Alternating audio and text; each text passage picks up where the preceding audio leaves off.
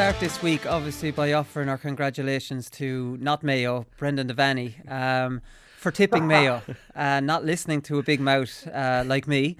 And basically, we kind of jeered at you last week, Brendan. And I have to say, at half-time in the match, your prediction didn't look very good. Johnny Doyle sent me a text asking me where the Mayo score is going to come from, and I sent back a few laughing out loud faces. And we were all congratulating each other and kind of laughing at how. But listen, Mayo knew and Brendan Devenney knew. This is basically it. Yeah. Listen, kid, you know the last time me and you had a big row with a game, Willie, which is so weird, was Dublin's last defeat, the Donegal. You were like, they haven't a chance.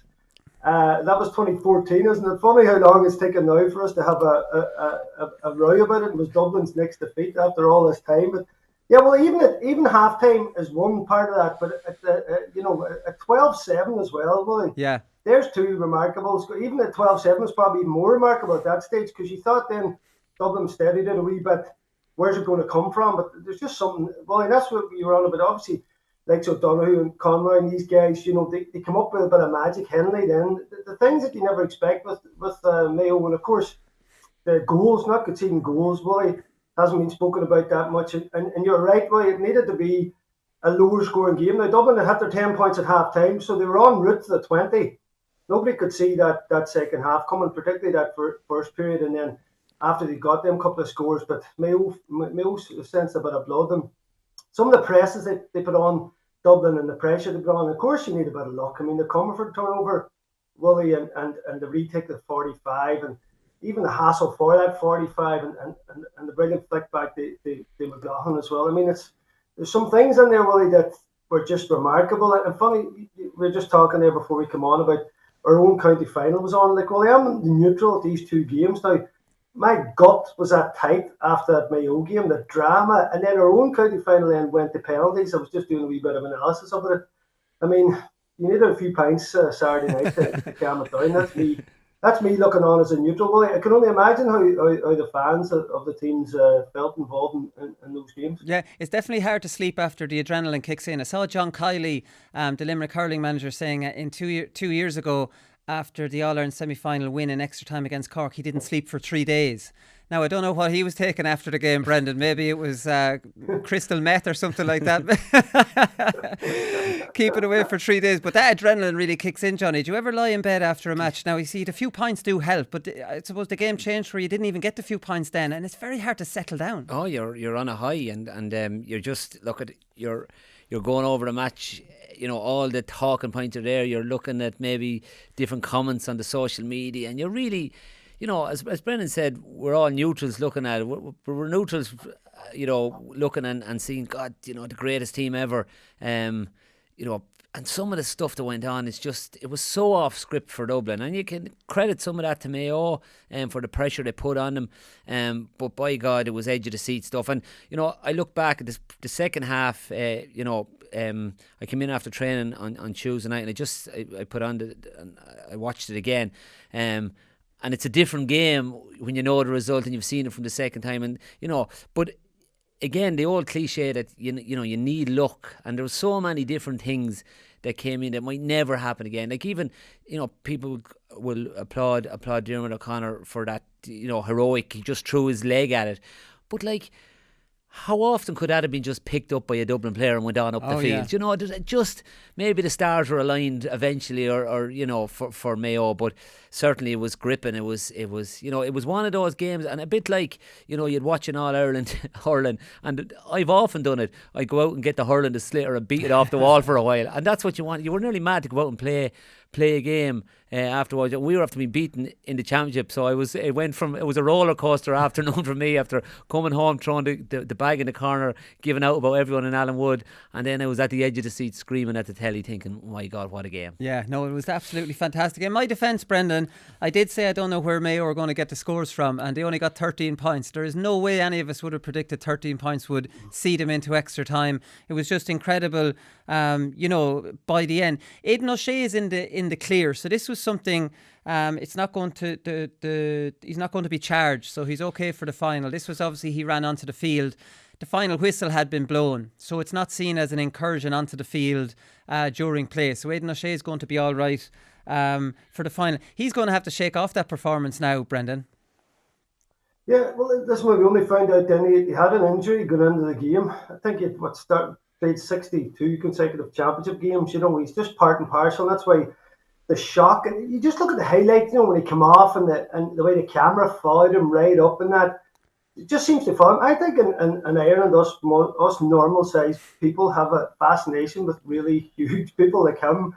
It's as if when he comes out in the pitch at the end, if that was any other player, there wouldn't be much about it. Because he's so big, then it's almost like the big guy in the playground. He's out pushing Dublin. I kind of admire him for being out there at the end looking after his players. I have no problem with that. The sheer size of him, if he's going to put you out of the way, you're probably going to get put out of the way.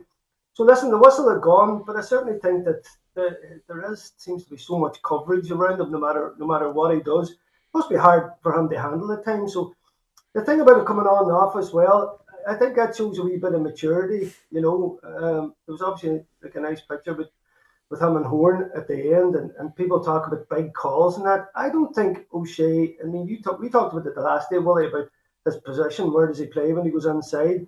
And I wouldn't mind early on, maybe he caught the mark. Yeah. He might be inside there, but hits a post with it.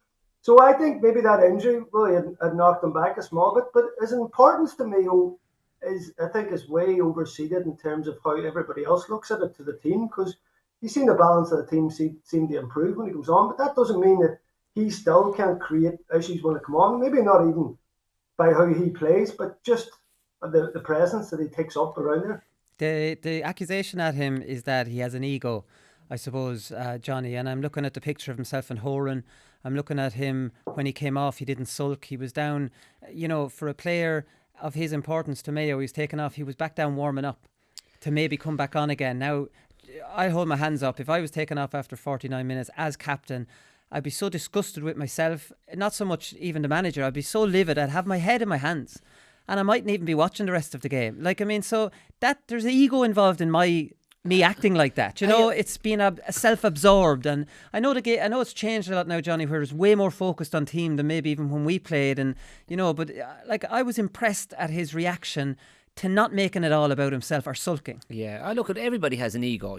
Some are a lot bigger than others, and you, of course you would be disappointed. And like that, we've all got the curly finger from time to time. And there's times, you'd be thinking, Jesus, am I that bad? And you'd be doubting yourself, and you'd be, sitting in the stand, and you'd be so disappointed with your own performance. And you're rightly, it's not a case of anything else, which questioning yourself. But I think Aidan O Shea, he's not captain of that team. James Horan's a very astute man.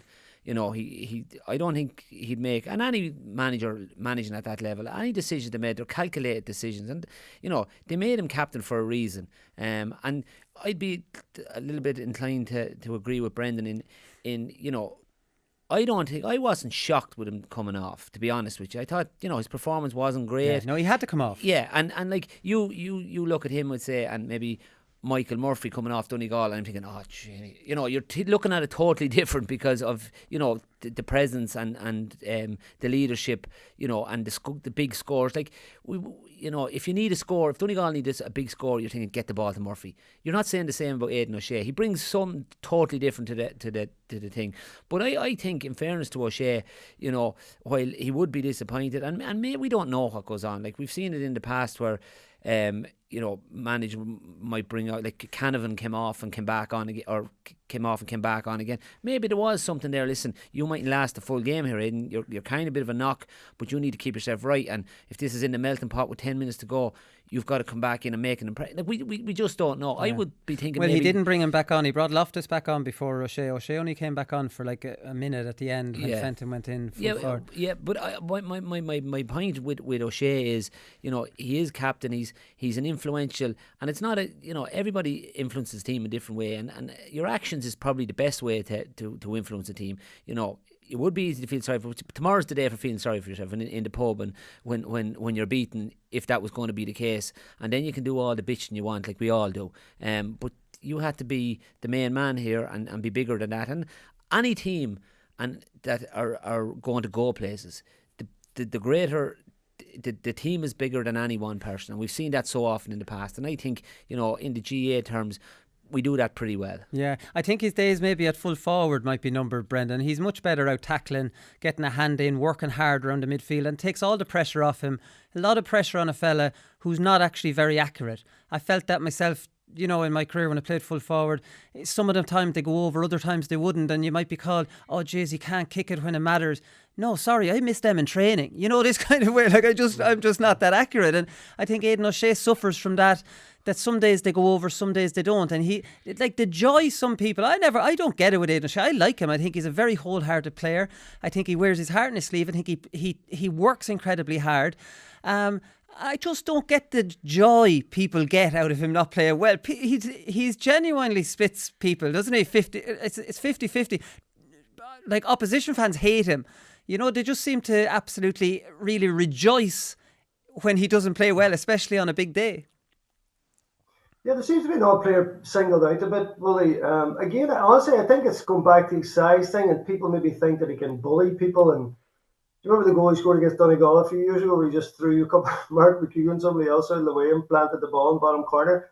See, I suppose we've seen things like that. I mean, in the Connacht final, maybe hit 4-5 or something one day. I know, listen, it was Sligo, no offence to Sligo. Yeah, he's very good against Sligo. Said, sorry, well, you know, as you said, well, seeing that in that fine night at the very, very top, which is only really going to happen maybe at a semi-final, final time, you're not going to trust him to flick that ball over the bar. I think what you're on about him being maybe a bit peeved by taking off, Horn wouldn't have made him captain if that was in him, you know. Your captain has to kind of be rise above anything like that, you know, in terms of his input, because even when he's sitting there, when he comes off, he has to be involved with the players around him. He always has to be the voice. So I didn't think he was going to have any major issue with it. But as I say, it was funny how he was tracked and what he brings. And I think you're right, boy. If you play him inside, kind of the spotlight that he takes, if he doesn't play well, then I think that affects Mayo. So, you know, they don't need him in that. They need him using his physicality out the pitch, either winning ball, breaking a tackle, and then giving it off to someone who can score. And now, you know, after some of the performances on the weekend, you know, the tails will be up to the likes of Conroy, Donovan, and these boys. They're going to come in now, you know, buzzing into this final. I can't wait to see these guys playing again. You know, you're on about obviously Killian being out. Who was going to start to chip in with scores, and very excited about lads like that there and the freshness that they're coming to it. Well, and I suppose we may you just have this thing where, let's say they lose the final, they're just coming back next year. It's kind of gone past the stage now, I think, where everybody else have, all the stick they would have taken, and you would have seen it, different WhatsApp groups, and like it's always stick to Mayo. I think it's gone that far now. I mean, what's that, 6-7 finals in 10 years? It's gone past the stage now where it's like psychological with them. I just think they're ready to go every year, and here they go again, another final. And I don't think it'll affect them if they lose it. No, I don't think every county in Ireland outside of Kerry and Dublin, every county supporters would love to support Mayo, would love if their county was doing what Mayo is doing. That's the reality of it. Like, I mean, Mayo are reaching the All-Ireland final nearly every other year, Johnny. Like, I mean, you know, they're not getting over the line, but what a summer they give their supporters. Yeah, absolutely. And the other side of it is, you know, while people, you know, to talk about all the coming back, like, let's be honest about it. If I was a player knowing that I'm going to be knocking around the business end of the championship every year, I think it's probably a little bit easier. Like, you could imagine a player in Leitrim thinking, oh, Jesus, all this winter training, and chances are I might get one, if I'm lucky, get one win in the championship. I think it's a bit harder to come back then. Yeah, you know, I would be. But just going back to the Aidan O Shea thing, you know, and people, you know, you mentioned it, Wooly, where the opposition fans hate him, the Mayo lads love him. You know, he's the ultimate player, because would I like to have him? Would I like to play against him? No, because he's physical. He doesn't mind throwing his weight around. He'll step into you. He'll use what he's the power and the presence he has. So I'd hate to play against him. Would I love him in a white jersey for Kildare? Absolutely love if he was a teammate. And that to me is the ultimate player. You know, he does exactly what you want him to do for his team. And as I say, I have great time for him. There's times when he is playing, you're thinking, oh, don't get involved in that. But he's a competitor, and you know, like, you're playing at the highest level, and whatever 62 consecutive matches. That says an awful lot about a guy that's able to come back. You know, big lad. He's pulling a lot of muscle around, a lot of body around the pitch. There's going to be knocks, and every lad looking to size up against him, hop off him, and he's playing 62 competitive games for his county. He's a real real plus for Mayo football. Yeah, no, definitely. And I was always more on the side of playing him in the full forward line, but I think just to take the pressure off him after that performance, it would be easier for him to settle back in around the middle. Mayo obviously have a month off now. I think they'd be delighted with the month. Oisin Mullen will probably be back. He had a quad injury, a month plus the probably week. You might be looking at 5 weeks. He should be back. Brendan Harrison came on, got a couple of minutes, all-star corner back. He was well able for Paul Mannion, and that's not an easy bloody task. So maybe he's the man for Clifford, and Mayo are delighted to get a month's training back into him, because the reality is most players coming back from as long as he's been out need to get their eye in. But an old bloody corner back mauling out of you, they don't really have to get their eye in, do they?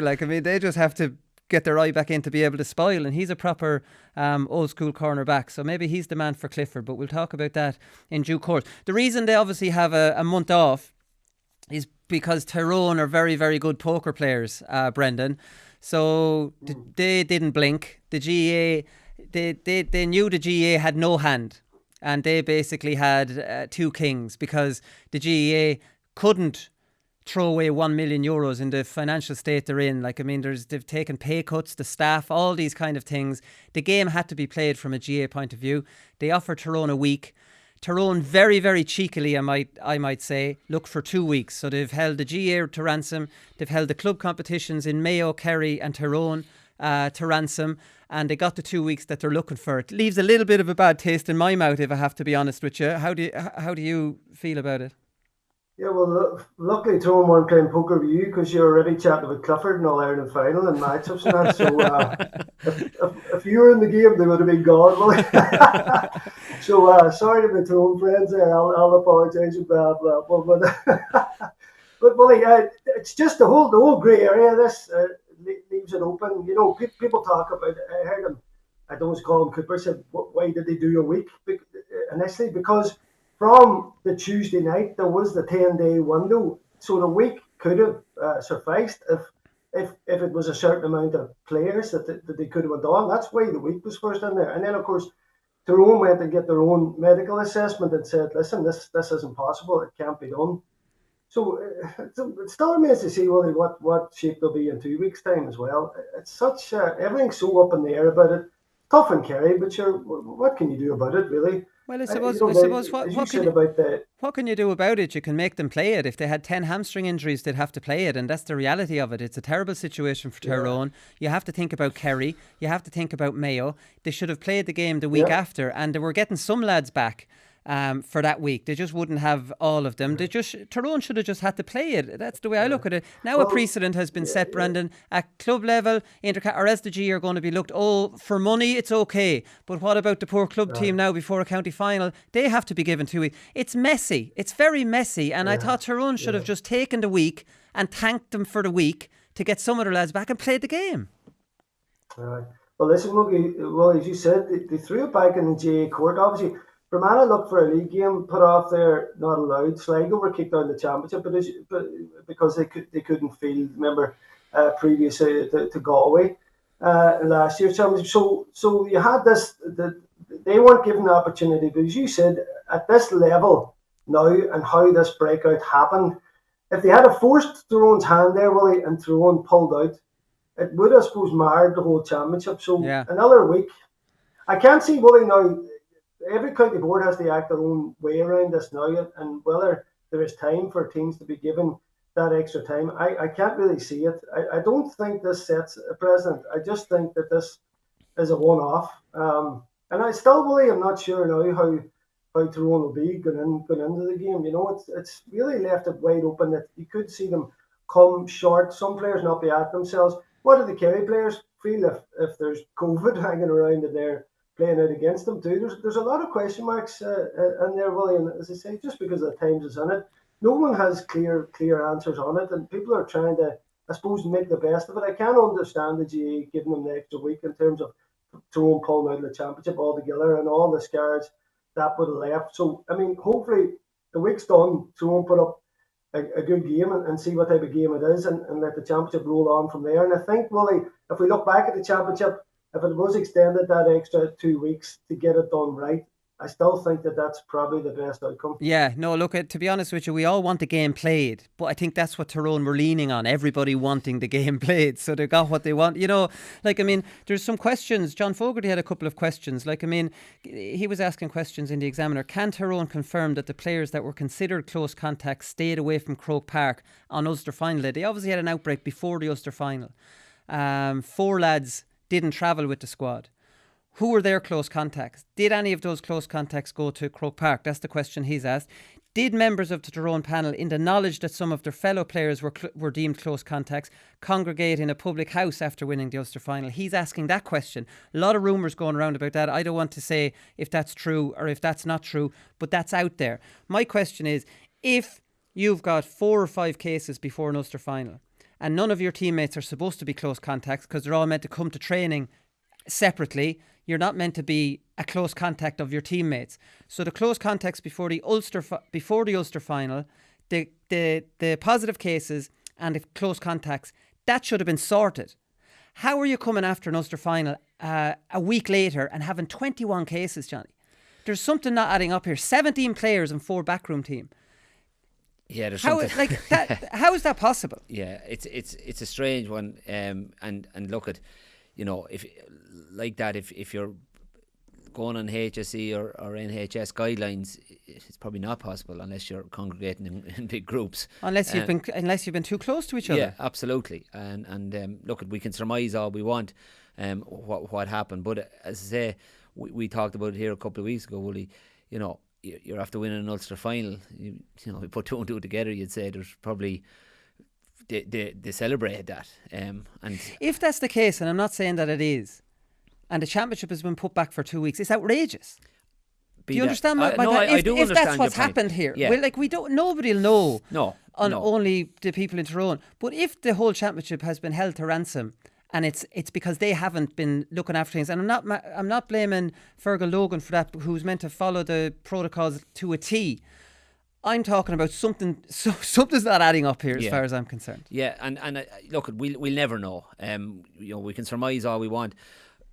The big thing, as you pointed out, was Tyrone would feel, and let's be very honest about it, if it was Kildare in an All-Ireland final or Laois in an All-Ireland final, we're saying what is the best for us. We don't care about setting precedents. We don't care about whether the club championship is held up in Kerry. We don't care if Kerry are undercooked or overcooked. We've got to do what we feel is best for Tyrone or for whatever your team is involved in, and that's what they've done here. They've put painted the best possible picture for Tyrone to get them in the best possible position, not only to get back and to get their players that were, you know, give them every opportunity to be well and fit, but also to get back onto the training field and be the best possible that they can be. And for that to happen, they need an extra week, and they did what most of us, if we're honest, would do in that situation. Yeah, that's what they've done. Without necessarily blaming them, and I have to point out that I think there's special circumstances for All-Ireland semi-finals. So maybe a precedent is only being set for All-Ireland semi-finals rather than knock it back through club and stuff like that. Well, I'll just if there was some kind of session, I'll tell you it was well managed. Because you know what I know, there's nothing escapes now without somebody taking a bloody video or something. So it must have been phones in the bag, boys, behind the bar. Jim McGuinness at the front of the bus collecting the phones. McGuinness maybe organised it. Listen, that's what would have happened. Phones off, lads. But God knows why, you know, particularly with that Delta variant at the minute. Listen, even if there was some kind of few grouped together, the way things are spreading, and there's high cases in the north, nobody can ever actually say where it came from anywhere. That's why there's probably no point in delving into it, because even if a few lads did have pints together, you couldn't guarantee that was it. And I suppose that's the question marks. There's no point in, I suppose, trying to answer all Fogarty's things, because even if that was done right, there's still other ways it can get in. I think that's why nobody's delved into it too much. Yeah, but the numbers are very high in Tyrone as well in their defence, that they could have got it in the community. We're not too sure. It just seems like a huge outbreak. 21 after a small outbreak. Do you understand whether that was managed properly? Fergal Logan talked about vaccinations, and I thought this was a strange one. We won't spend too much time on it, lads. he said, part of the consideration this year, obviously Mayo are fully vaccinated, Limerick in the hurling are fully vaccinated, Kerry are fully vaccinated. They're the three that I definitely know. Part of the consideration this year is because it was a compressed league and championship. We were anxious that if the guys were vaccinated, they might go under for 2 weeks and that might inhibit their performance. Can I read into that Tyrone have chosen not to vaccinate their players because they think their performance might drop for 2 weeks and there was games coming quick and fast? And if that's the case, that's obviously a mistake at this stage of the season, Johnny. I don't think there's no need to discuss it. I just thought it was a very interesting quote that they decided. It looks like they made the decision not to do it because they thought, and incorrectly, that you're going to be, under pressure for 2 weeks. I don't know where they're getting that from. I've never really. Well, I'd say it's back to the old thing. I could be vaccinated at the same time as you, and you were fine and you're gone training that night, and I'm feeling a bit lethargic, and you would have some people got a little bit of a reaction from it, but in general, I thought that what I've known and spoke to anyone that did feel a little bit off after it was in a day or two you were right as rain again. When I got my vaccines, I never. There's a little pinch in the arm and you were gone about your business. No. You're a different breed, though. You're a greyhound, Johnny. You're a different breed altogether. I was sick for a day, but anyway. So listen, the CCC is they haven't decided if they're going to look into the John Small challenge on Owen McLaughlin. So Philip Jordan, I thought, was an interesting one. Brendan on Twitter is talking about. He says the John Small challenge is evidence enough that the JOE need to change its rules. Everybody always wants a rule change whenever something happens. Had it been shoulder to shoulder, no foul would be committed. No sport can allow a player attempt to hurt another player and is possible to be within the rules. Time to follow the lead of other sports. What Philip is saying here is that, the suicide balls where you're wide open and you catch it, and the minute you catch it, you're met with a shoulder. You're not looking, you're not braced for it, and you're wrote off, Brendan. He's saying that should be outlawed. Or against the rules? Well, it's a difficult one because everybody listening to this now will know that every team that you've played for right up into this season, if it's open to do, you're supposed to do it. And there's certain players on the pitch which look to do it. Every team will probably have one or two. Well, it's been in our game since time gone. I mean, that was horrible. Of course, I feel so sorry for him and his family and anybody close to him, for missing the final and that now. But listen, every team, club, county, is told if that position is lined up, you have to go on. He just didn't execute it right. And I mean, Small himself, the Taliban were getting better media coverage last week than Small. I mean, it was all out fucking warfare on him. And I just, even though he did, the challenge in terms of when you step in, sometimes, if you look at the difference here, how your head can even drop, you're coming in, you're trying to hit the shoulder full on. Even the criticisms about that at the time, you've seen most of the time that happens. The player gets hit, maybe winded, takes a fizz out of you get up and you get on. This one obviously didn't end that way. So, the people want to completely change the rules in that way. It's been in our game from day one. Usually this is never the outcome of it, but that potential is there. It's a bit like what we see in other sports now. You see a player winning the ball now in the Premier League in a hard tackle, he wins the ball and it's still a free. Is that a good side of the game? Is there a potential that guy could have an ankle break in there? It depends how far we want to go with this. But I think, again, because it's the game that's in it, it's become so much more high profile because of everybody that's been involved. But some of the stuff that's come out of it, it's been way OTT, especially on Small. I think we're gone a little bit soft, to be honest. The John Small McLaughlin one was not the worst case of one of these. McLaughlin wasn't really, you see some of these blind ones where the runner, the fella who catches it is actually running full pelt, and someone comes recklessly and almost, like those Aussie rules mad hits. This was not a mad hit. It was a fairly controlled effort at a shoulder. If you're trying to take that out of the game, where does that stop then, Johnny? You'd be like, what if a midfielder is 16 stone and 6'4", and he goes in and lays out fairly an 11 stone forward, and he goes off with a broken collarbone or a broken arm? Is that going to be outlawed then? Because, we can't have... You're basically at the point where you're saying in a tough physical game, we can't have anybody hurt. Yeah. That's nonsense, no? I think that this incident has probably raised a little bit of question. Number one is, the game has gone so fast now. When did we last see a shoulder like that? It's nearly... you very seldom, because players are moving so fast, the chances to get to line up... Now, it does happen. I think... And when you go to line up a player, there's a point of no return. you're going to hit him square on the shoulder. No, he didn't go looking for too many shoulders, No. but you're looking to hit him square on the shoulder. Now, if he turns in any way, Slightly. any way at all, you're in trouble, and you have to because you didn't hit him on the shoulder. And I think the big thing for what left a lot of people disgruntled was the fact that the game wasn't stopped. Like, he fell as if, Yeah. No, we'll all agree on that one. yeah, No, because but like, where the small, I think now some of the pictures going around didn't help the matter either, because when he went, all of a sudden automatically the elbow comes up, and when you stop that and you look at that picture, it looks like he cut the head of him with an elbow and he broke his jaw with an elbow. That's what it looks like. But I have a little bit of sympathy for John Small in there. Now, John Small plays the game on the edge, and there is players. he likes to hit lads. He likes to hit lads. I remember a couple of years ago, it was Miko's 80th birthday. There was a few of us fighting down to Waterville to play this rest of Ireland versus Kerry. Postman mustn't have delivered that invite. You were on holidays, I think, at the time. But we went down anyway, and I was probably, it was a great weekend. Lots of, players, great Kerry players. But anyway, I was playing in full forward anyway, and I was still playing, and sort of a bit of a swagger about me that some of these other lads were finished playing, and I was going to, go to town. The first ball came in, and I was marking Aidan O Shea. Tyrone kicked it over the bar. Second ball came in, I threw a bit of a dummy, right? And kicked the ball over the bar, thinking, cock of the hoop here. Next thing, bang.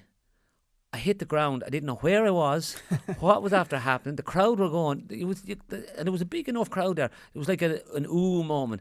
And I sort of got myself, I said, "Jeez, I have to get up here now, I can't be seen." And Seamus Moynihan was standing over me. And if to say, "Boy, you don't be coming down here throwing shapes." That was the way he was. Now, this was an exhibition game. And I was there. It took me the rest of the game my teeth were rattling. Yeah. He hit me that hard. So there's players that are really good at that, and Small will look for them hits all the time. And he made an attempt to go and hit him square on, and it just came off wrong. It looked terrible bad. And in fairness to that lad, he's but I never think John Small went out to do any damage, only to hit him square and knock him to the ground and take the ball off him. But the big thing was, it should have been stopped there and then, because he went down like it was a sack of spuds. He was under pressure. No, he did. But we've seen some great players. We've seen Francie Bellew, you've seen James McCarthy, Mike Fitzsimons got Lee Keegan last year. We've seen so many players who are not dirty players hitting these ones, and some of them are worse than the John Small ones. Like Kevin McStay has done another 180. Remember, he was co-commentator on the Roscommon game, and he was praising he was on analysis, he was praising their tactics, and then came out in the Irish Times criticising them. And now on his co-commentary with the John Small one, he saw nothing wrong with it live. Then kind of used the excuse, I don't blame him live, because I didn't think there was much wrong with it live. But then, in his co-com, he didn't go heavy on it. And now he's gone in his Irish Times talking about, weirdly, he's talking about the hits on players that are not really expecting it. He says, weirdly, it's celebrating Gaelic football as an act of bravery. It could be easily construed as an act of cowardice. I don't think it's an act of cowardice, and I think there's a value of having a fella who likes hitting lads there. It will put a doubt in one or two of the windier lads on the opposition team. Don't be going in there hit. Imagine a high ball coming in and you're around him, an enforcer type lad. It'll put a doubt in one or two lads' minds. Yeah, and you look at, we do laud that type. Like, to be able to take a shoulder, give a shoulder, it's a skill in the game, whether we like it or not. Some lads don't like to get it, and it's the when you're not looking. See, this is the question people have. But my argument to that would be, you should all boxers are told protect yourself at all times. Yeah, but Johnny, when you are blind.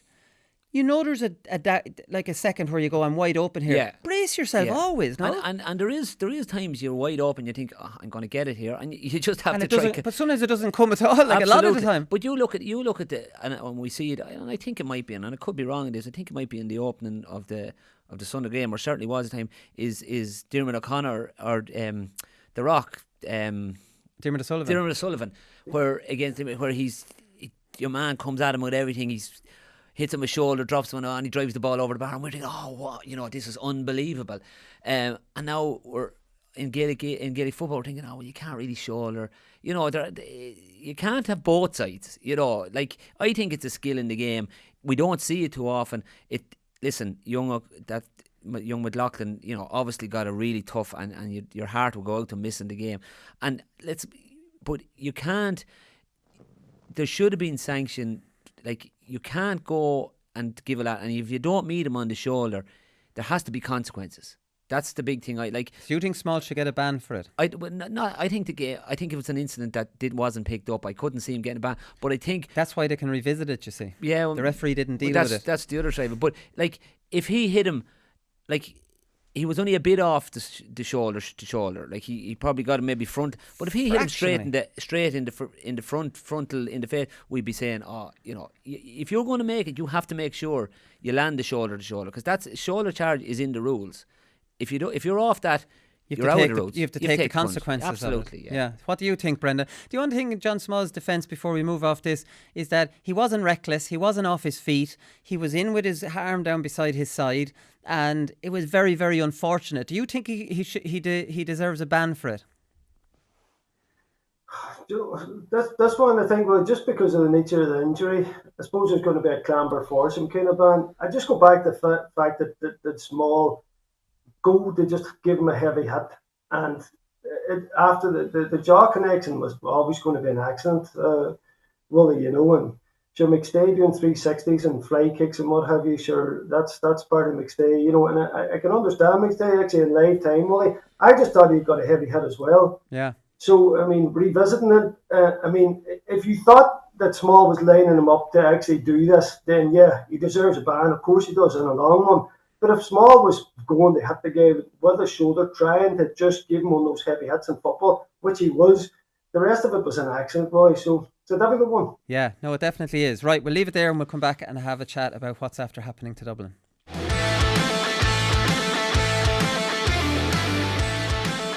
Yeah, so since the match, everybody's been wondering what's after happening to Dublin.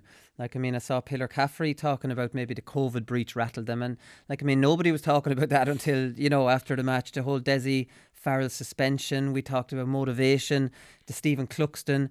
Like, the reality is they scored 4 points in maybe 60, 65 minutes. They conceded 35 turnovers. They all lost their discipline completely. Fellas you'd never think would. Like, it was a complete kind of meltdown for Dublin, which is a very strange one. Like, they're obviously very, very conservative. Me and Brendan have talked about this on the show a good bit, either defensive or conservative. I think they went to a new extreme the other night, Johnny. One kind of thing was Jim Gavin won the All-Ireland in 2013. 2014, they had an embarrassing loss. They were way too attacking. And they came back the next year and they tweaked it. And they put Keane O'Sullivan as the sweeper. And they were a lot more defence-minded.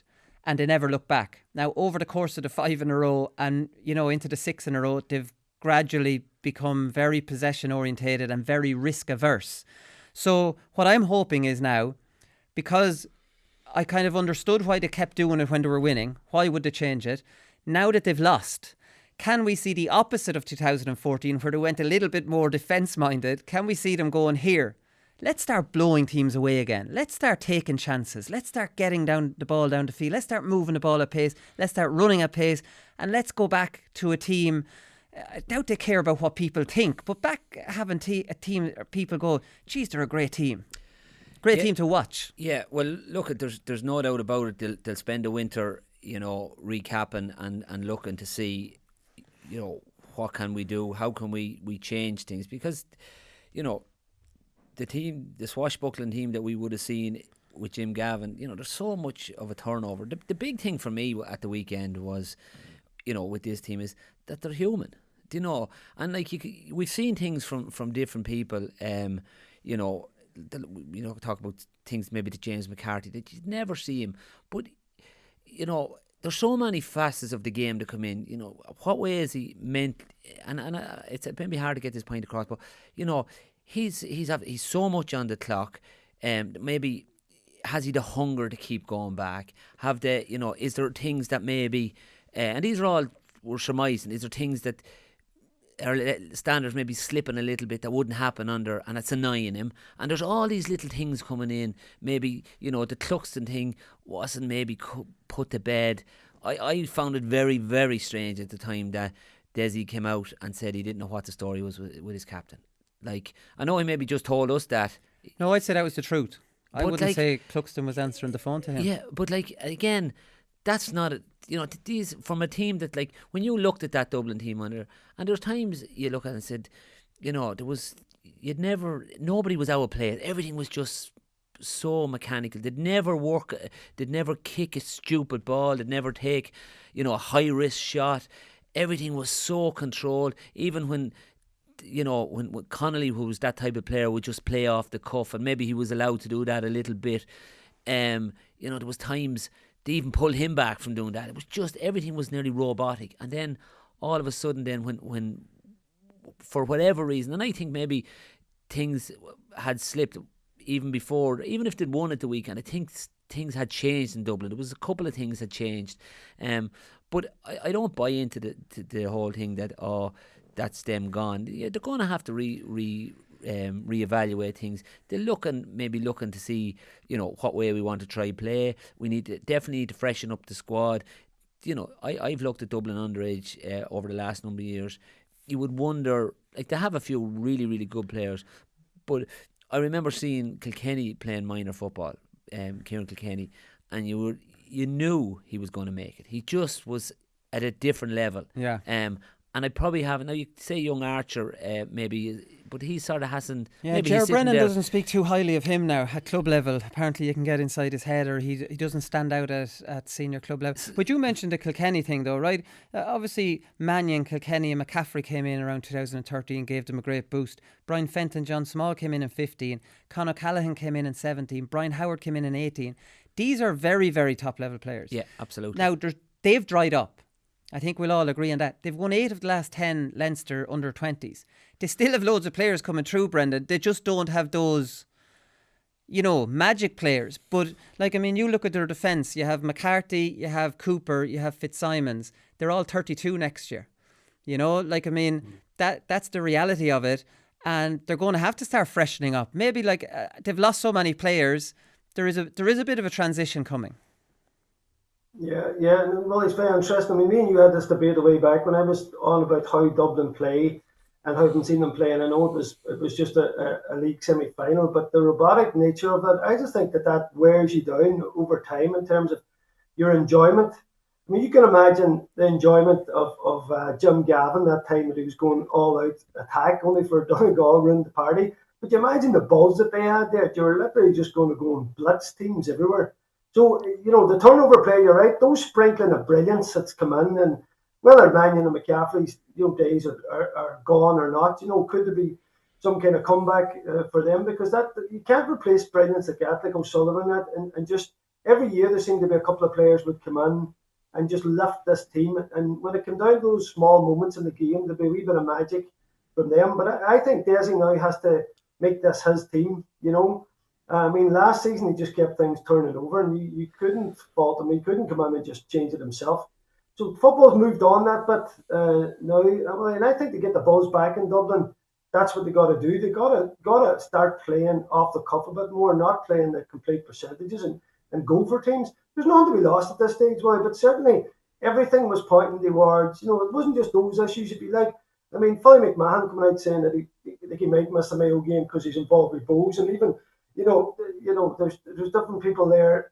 The question marks about retirements loud, and even on the eve of Leinster and that, there was all these wee queries started to come up, even on the back of Cluxton and that. And I suppose it had to come to a head at some stage. And I'm just wondering, really, that first half in particular, did Dublin feel the pressure of all the questions that were asked? Because their Leinster form wasn't there. It was like the Dublin of old at times. They were really on it. They were all over Mayo, and then they were converting chances.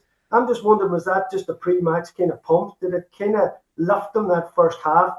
Because the form of this year started to come out in that second half, and then when it came down to the battle, they just faded away. And that's, I suppose, that's going to, every great run has to come to an end, Willie. And you're right. I think for Desi now, I would definitely be changing styles in terms of how Dublin approach next year. Yeah, because when Johnny, sorry to cut you off, when the real pressure came on, I think from the 63rd minute on, when Mayo were pressing them all over the field, where they didn't have a second on the ball, even in the cornerback spot, Dublin had no answer for that, because Dublin are so used to teams dropping off them and allowing them those, kicking it over and back the field. Dublin had no answer to that press all over the field. No teams do it to them. No, and maybe the fact, like, even last week we were talking, and we were talking, before you asked us for our predictions, we were talking how great Mayo were, and we talked about the same things, the Cluxton, the Wexford performance, the second half against Meath, not scoring a goal against Kildare. All these things we're talking, and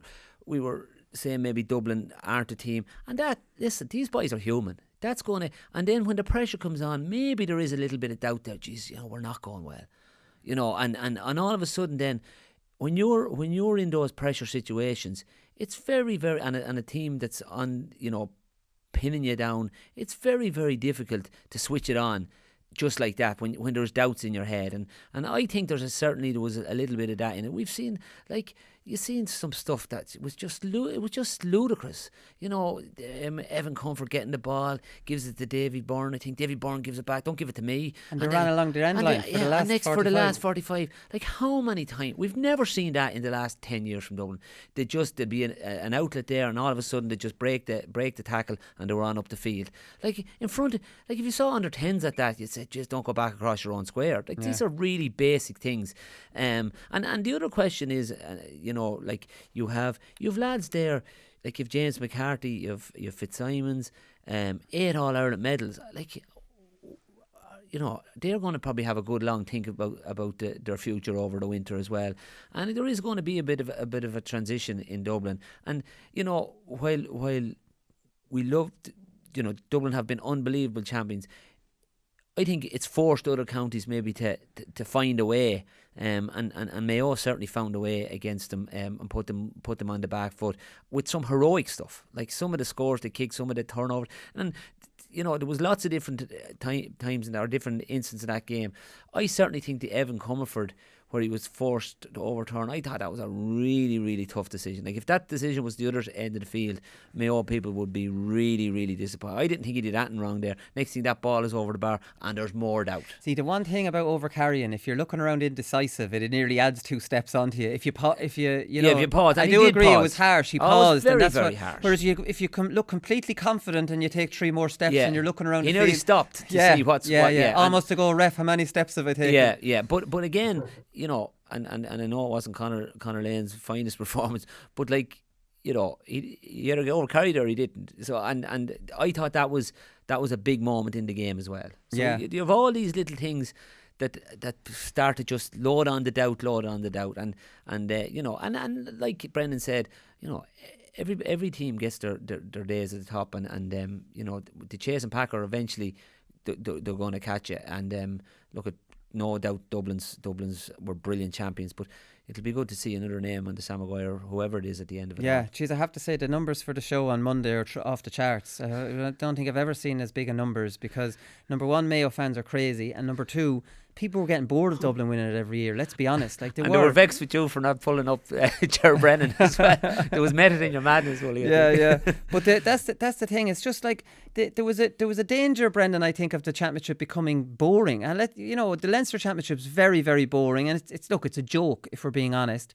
And we're looking at 6 in a row, and we're looking at how can the Dublin be beaten, and people had switched out. Like the numbers of the All-Ireland final, even with Mayo involved last year, a December on a bad night, a winter's night, and Dublin beating Mayo pretty easily. Who really wants to listen to a show about again? Outside of Dublin fans, there was a big the boost I think the championship has gotten from Mayo beating Dublin number 1. Dublin potentially not being the force they were, Kerry coming into the equation, and now we could have a 3, 4, 5 horse race where it's not a foregone conclusion at the start of the year. Yeah, it's huge. Well, and you're just thinking about Kerry there, but most people are thinking that they listened to the favourites this year for the first time ever, which tells you a lot about everybody's perception of Dublin. And with they getting ready, I mean, you just mentioned there what Dublin have done to the other teams. They've made probably the better teams get better, and as they've done that, I suppose those better teams in their own provinces then outside of Ulster have been too good for teams when it comes down to it, particularly what they've done to Kerry now and where Munster is, and this in many ways what you see with Mayo, maybe it's more second half against Galway than anything, but you just have the feeling that Mayo can do that to Galway and not vice versa at the minute. And it's a bit like the Ulster scenario there, Willie, where you had a couple of teams at the top there, and now you have 5 teams now in Ulster, I think, around the next year, which can make it more interesting, and that's what we need. We need some kind of at least a chance. I mean, was there something in the Meath performance, Willie, that gives you any hope that they're brides in the grab? I think that game probably more so than Kildare. Sorry, Johnny. Yeah, well, the Meath are doing very well at underage level, but Kildare have decent players coming through. We might listen, but anyways, we won't get into the provincial championships. They're going next year, anyways. Maybe we'll have to see what championship restructure. Johnny, Offaly, talk about a team going well. What an under-20 team they have. Like, I mean, I was watching this on Sunday. I rewatched the Mayo Dublin match in the morning, and like they have some great players. They play a great style of football, like a great kicking game. It almost mirrors their senior team, which Mahan likes to have. They only know one way, and that's forward. They have some very good young players, like Cathal Donoghue caught some incredible ball, wing forward. Jack Byron, he's a definite senior, and Cormac Egan is a definite senior if he doesn't choose hurling, which is always a questionable one when you allow them to play both the whole way up. Until they have to decide what's going to happen to Cormac Egan, because he's a fireball when it comes to playing football. Like Aaron Kellehan is on it. He's Pascal's son. So like, I mean, Jesus, you know, like, I mean, he's 18, 19, 20. He got 3 or 4 from play. You know, really good lads coming up through. Unbelievable. I've my hat goes off to Offaly, but I'm not that surprised, Colin. To be fair, they've done an awful lot of work with their underage. You know, I suppose when you look at it with a county and you look at development squads, and I know the development squad system, and it gets a lot of hard knocks, and you know, people are saying, oh, it's, you know, it's elite and it's this and it's that. It is what it says in the tin. It is developing players, you know, and make looking at a player and saying at 15, yes, he has, at this stage he has potential to develop, and maybe he won't develop, but if we a bit like a plant, if we water him and feed him and give him light, there's a chance he's going to develop.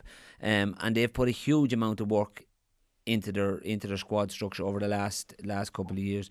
They've left club fixtures to one side at weekends, that every weekend that their development squads, that's their time in the calendar. Right. Not too many counties do that, or because there's club game after club game after club game, and you've a lad at 15 playing minor football, and he's playing 15, 16, 17s and 18s, which is an awful lot. So the work that's been going on there, and I've seen it firsthand with Offaly, that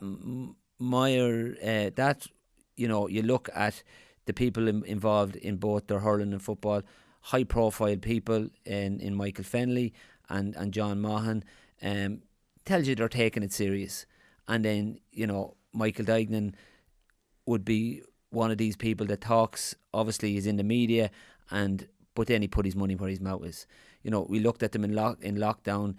They got I watched it closely. They did a fundraiser, this Grand Canal Walk. They brought every club to get involved to raise a few bob, and a few bob with the county. So the whole lot was coming together, and that is a really strong position to be in. And you know, a rising tide lifts all boats. And I think, you know, while are they going to win an All-Ireland hurling in the next couple of years? Who knows? But they're certainly on the up, and this will give them great lift if they manage that right and bring these players on right. And it's getting that balance right. Is it when to introduce them? Too early might sicken them, too late, you know, and there's going to be a lot of pressure on, you know, like we know that underage doesn't guarantee us anything when we come through. Like Kildare won it in 18, and if 3 of that team would be regular, you know, have started in the Leinster final. Yeah, so not many. It's not many. No. But now there is potential for other lads to come through. There was a couple of lads, Brian McLaughlin came on, and you know, but it's getting that balance right. But certainly, you know, from the outside, and I'm sure there was lots of issues, and I know maybe like any chairman of a county board, Michael Dignan seen as a hurler. I'm sure there's some of the football fraternity, but like, you know, we played them in a minor Leinster semi-final last year, you know, and Michael Dignan came onto the field, and you could actually see he went over to every player. He was clapping him on the back. You know, he's not just a hurler man. He was there for what was good for Offaly, and I think that's a real positive. You know. Yeah, no, definitely. Like, I mean, I saw their manager Paddy Kelly. He was on Game On RT the other night, and he was talking about. I didn't agree with what he was saying. He was saying we're very lucky. That way we'll see if they go into the senior setup. The lads are grounded enough to know that they're not going to be able to go straight into a senior setup and get straight onto the team. It's going to take time, and that's really what they need now. they need to serve a couple of years there. And obviously with the strength and conditioning game planning, it does move up a level from where they are. Yeah, it does move up a level, but they're not under 17s, Brendan. They're out of under 20. Like, I mean, they're more than ready now. They'll be putting 2 or 3 of these straight into a senior team, especially Offaly's, and get a buzz off their confidence and their, never say die attitude and their fearlessness and all those things. Jesus, I was 19 when I played senior, and you're going up thinking, geez, I'm well able for this. Like, I mean, 19, 20, you're more than time. I think you're being way too conservative there, their manager is. You don't have to mind a 19, 20-year-old to play senior. Yeah, but you had Colin Maroke, remember, saying you were the future, you were the new GA, you were guaranteed all-star material. See, did he say that? You were already a star then. I did, yeah. I'll never forget when I was under 21, we got to the All-Ireland final and Barney Rock did a piece. I don't know what paper he was writing, but he picked a player from each province that was going to make it big. And he picked Pádraig Joyce from Connacht, 1 out of 1. Oisin McConville from Ulster, 2 out of 2. Sean O'Halpine from Cork, 3 out of 3, and me from Leinster. So he got 3 out of 4. He got 3 out of 4. You're still going strong though, Willie. but boy, I just think with the manager there, listen, that's all about. Listen, the success hasn't been there with Offaly. They've had a breakthrough year. It's kind of like, just don't overdo it here with this group. They want to have, I suppose, a bit of a conveyor belt coming through. That's just all sound bites. And listen, of course, Shane Lowry's in the background there. And you're right, I heard Dignam on the radio there, just on about structures and things have been let go. And in many ways, well, you look at different counties around, the model is there. If you get the right people involved, it takes some effort, between coaching and finances to get the balance, to provide the backup that the top teams have. And if you want to contest Ireland and Football All-Irelands, you need some serious backup from top to bottom. That costs a lot of money. This is the issues that so you have to find a way of marrying them two situations together. Brilliant to see Offaly. I mean, I remember back when my first year, 98, Offaly beat us in the league semi-final. Likes of Big McManus, Bunny Claffey, Colin Quinn, these boys. Yeah. They won the league that year. Do you remember the Neutron diet was out? They were on the Neutron diet, and then everybody started copying one of these bloody fads. But the small caveat with it, we had a club holiday to New York, so if they'd have won the final, we couldn't have went. So we were beat anyway, and me and Mark Crossan hopped on a flight to New York for a full week on the Sesh. Jesus. It was a small payoff. What was the other stuff that Kildare were meant to have been taking back in the time? The white powder. I don't mean that white powder, Johnny. I wouldn't think that creatine, was it. Creatine, that was it. Yeah. So the whole talk under I missed that one. Kildare taking creatine. What is this? And you were flying fit under Micko from laps, but everyone thought, geez, the creatine. Yeah, we may go back on the creatine. Did you ever take it? No, I didn't. I looked rotten. Signs on it. I didn't. Did you take it, Brennan? It was angel dust that I wanted. It never dissolved in the water. You're Donegal. Did you? It came on the Donegal, the creatine. I still remember the 92 lads were still involved in. Manus Boyle in particular wasn't happy. I still remember saying, that creatine, he says, we won All Ireland drinking nothing but water. I'm not thinking of that stuff. I'll never forget him saying that. I just remember taking it, and it was just, you drink the water, and then you just get all the powder at the end, because it wasn't actually. Anyways, I don't know. I don't think we ended up taking it. I think I just got hold of it to see what this was like. It was meant to make you run longer, I think it was, faster. Yeah, well, I think it was more of was it to build muscle, like a protein? Yeah, I hope Paul Kimmage isn't listening here now. Right, last one, Brendan, is back to you. Is the Donegal County Final. You saying you were at this. There's a bit of controversy coming out of this now. Kilcar have lodged an objection. Problem with this is, first, me and Johnny were talking about this, and when you read this, you think, geez, Kilcar, take your medicine for God's sake. The game went to extra time. What's another substitution? But it turns out that the extra substitution had a knock-on effect on one of the penalty takers, which, Kieran Thompson's winning penalty mightn't have been a winning penalty if that substitution hadn't happened. No, I mean, this is 11 months later. Of course, this is the Donegal 2020 Championship, which came about because of an outbreak at the county squad. It could have been avoided as well, but we'll not won that anyway. They came back on the clubs and it ended up delaying the championship, and that was it, just getting played. Boy. So, listen, it's never went to penalties ever in Donegal. I don't know how many times it's going to anybody's county final penalties. I remember reading maybe one before. So, listen, the way Donegal teams play, Willie, there's never going to be nothing in it. And listen, I'm not a man for betting too much, but I had a bet on the draw, because those low-scoring games, Willie, if a team goes 2 up, they'll sit back. They'll think they're 5 points up, 6 points up in a normal game. So listen, it came down the wire, And what happened was Nikon got a black card just towards the end of normal time. And I think in the added time, the first man that came on for him that evened up the numbers didn't have a slip. So it wasn't like people talk about Charles McGuinness. He was one of the subs that then come on. So in added time, within the added time, Nikon only had another 2 subs to make. They actually made 3 because they didn't realise that first guy had gone on. But one of them was Charles McGuinness, who did have a penalty then. So listen, well, it's a tough one. I know some of the Kilcar players probably at this point our own championship is 2 weeks away starting again. Jesus, so a lot of people kind of wanted this. It is. It's very messy. But that said, well, I suppose rules are rules, and it wasn't as if this guy didn't have an effect on the outcome of the game. So listen, we've seen this with a hurling match with our man Leash, that the game had to be replayed. So you're talking about setting precedents. It could have the replay. I don't see how they can't grant Kilcar a replay if that's their wish. No, it's impossible, really. And if he hadn't taken a penalty, you'd say, Jesus, go on, leave it go. He took the penalty. The mistake had a direct effect on the game, Johnny. It's just, obviously, the Glenties lads now have celebrated for 2 or 3 days. Yeah. In one way, even if Glenties go out and lose the next day, they've still celebrated a county win. That's half the enjoyment of winning a county. The rest is just the numbers. The enjoyment of it, I found. So Glenties can't really lose now. They've already won one, celebrated it, and now it's just how many. It's just in the history books now. Yeah, they could win a second one now and celebrate again, which is double celebration. Second one in 2 weeks. Yeah. Absolutely fairy tale stuff. The pubs in Glenties will be delighted. They'll be like, Leo's will be packed. Leo's will be packed. So we'll see how that happens. That's only 2 weeks away. A big shout out to Portarlington and Clough-Ballacolla, who won county titles in hurling and football. Port won it for the first time in 20 odd years. They've had a good team, for the last 5-6 years and haven't been able to get over the line, but they finally did. 20 years is a long time for Portarlington and Clough-Ballacolla in the hurling as well. Congratulations to them. That's it. We'll be back next Thursday, lads. Hopefully this will go ahead next Thursday and we won't, Tyrone won't scupper any plans again. Sure it will. We'll be back next Thursday and we'll preview that All-Ireland semi-final. We'll talk to you all then. Good luck.